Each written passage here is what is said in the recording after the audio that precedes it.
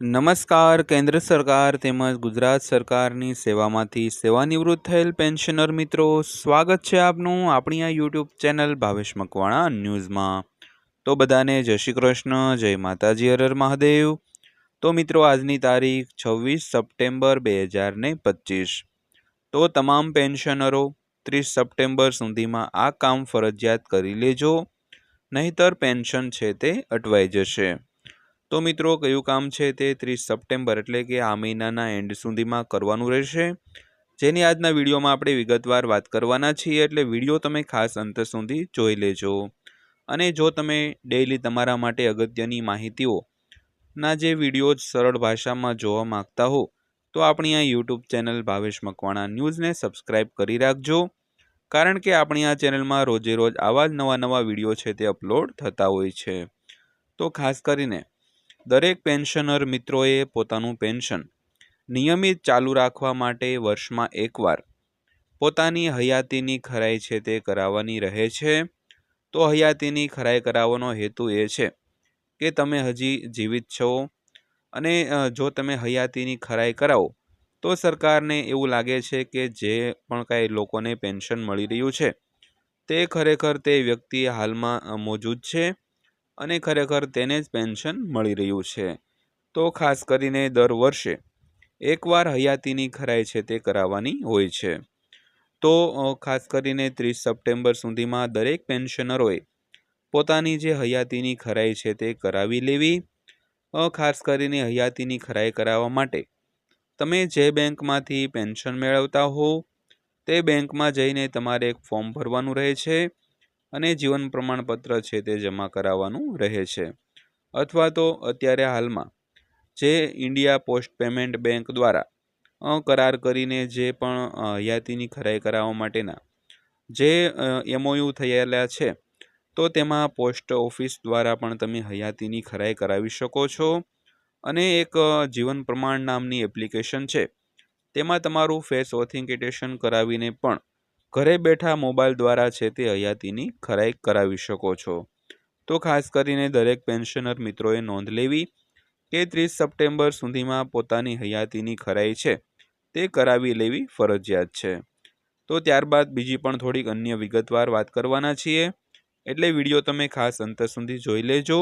અને હજી સુધી વિડીયોને લાઇક ન કર્યો હોય તો વિડીયોને એક લાઇક પણ કરી દેજો. તો ત્યારબાદ જો વાત કરીએ તો આપણે ટૂંક સમયમાં એટલે કે ગુરુવારે સાંજે 7 વાગે રેલવે દ્વારા એક પરિપત્ર બહાર પાડવામાં આવ્યો હતો, જેમાં દરેક રેલવેના કર્મચારીઓ છે, જે નોન ગેઝેટેડ કર્મચારીઓ છે, તેમને બોનસ આપવાની વાત હતી. તો આ બાબતે થોડીક ચર્ચા કરીએ તો ગયા વર્ષે બોનસની ચૂકવણી ભાવનગર ડિવિઝનમાં પ્રથમ આવ્યું હતું. તો સૌથી પહેલાં વાત કરીએ તો ભાવનગર ડિવિઝન છે, તેમાં સૌથી પહેલાં બોનસ છે તે રેલવે કર્મચારીઓને આપવામાં આવ્યું હતું. તો આદેશ જારી થયાના માત્ર 2 જ કલાકમાં રેલવે કર્મચારીઓને બોનસની ચૂકવણી કરવામાં આવી હતી. તો આદેશ જ્યારે જારી કરવામાં આવ્યો હતો ગુરુવારે, એટલે ગુરુવારના જે 2 દિવસ માત્ર 2 કલાકમાં જે રેલવેના કર્મચારીઓ છે તેને બોનસ આપવામાં આવ્યું હતું. તો વાત કરીએ તો રેલ મંત્રાલય દ્વારા ગુરુવારે સાંજના 7 કલાકે પરિપત્ર છે તે જાહેર કરવામાં આવ્યો હતો. તો ખાસ કરીને ભાવનગર ડિવિઝન પોતાના જે રેલવે કર્મચારીઓ છે તેને બોનસની ચૂકવણી છે તે કરી દીધેલી છે. ત્યારબાદ થોડીક વિગતવાર વાત કરીએ તો ભાવનગર રેલવે ડિવિઝન દ્વારા વર્ષ 2024-25 માટેના જાહેર કરાયેલા પ્રોડક્ટિવિટી લિંક્ડ બોનસ એટલે કે PLB હેઠળ પોતાના 5,996 ગ્રુપ સી અને ગ્રુપ ડી શ્રેણીના કર્મચારીઓને કુલ ₹10,480 મતલબમાં 99,048નું એક સાથે ચૂકવણી છે તે ગૌરવપૂર્ણ પ્રાપ્ત કર્યું હતું. તો ભાવનગર મંડળના વરિષ્ઠ મંડળ વાણિજ્યક પ્રબંધક અતુલકુમાર ત્રિપાઠીએ જણાવ્યું હતું કે ભારત સરકાર અને રેલ મંત્રાલય દ્વારા 24 સપ્ટેમ્બરના ગુરુવારના રેલવે કર્મચારીઓ માટે 78 દિવસના બોનસની જાહેરાત છે તે કરવામાં આવી હતી.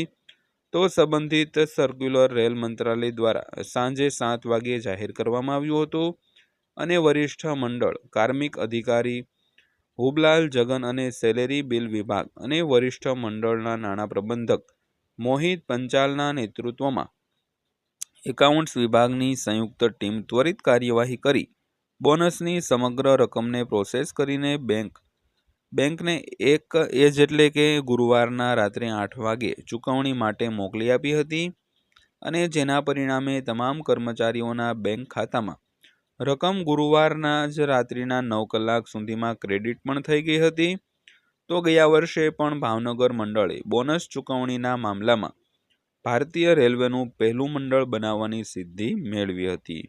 તો ખાસ કરીને રેલવેના કર્મચારીઓ છે તેમને 78 દિવસનું જે બોનસ આપવાની વાત હતી પરિપત્ર જાહેર કરવામાં આવ્યો હતો. તો ભાવનગર ડિવિઝન છે તેણે 2 જ કલાકની અંદર પોતાના જે ગ્રુપ સી અને ગ્રુપ ડીના જે કર્મચારીઓ છે તેને માત્ર 2 જ કલાકમાં બોનસની ચૂકવણી છે તે કરી દીધી હતી. તો આશા છે કે બધા કર્મચારીઓને બોનસ મળી જાય. અને વિડીયો અંત સુધી જોયો તે બદલ આપનો દિલથી આભાર. વિડીયો પસંદ આવ્યો હોય, માહિતી સારી લાગી હોય તો વિડીયોને લાઇક કરજો અને આવી જ માહિતીઓ જોવા માટે આપણી આ ચેનલ પણ સબસ્ક્રાઈબ કરી લેજો. તો ફરીવાર પાછા મળીશું એક નવા વિડીયો સાથે, નવી માહિતી સાથે. ત્યાં સુધી સૌને જય હિન્દ, વંદે માતરમ.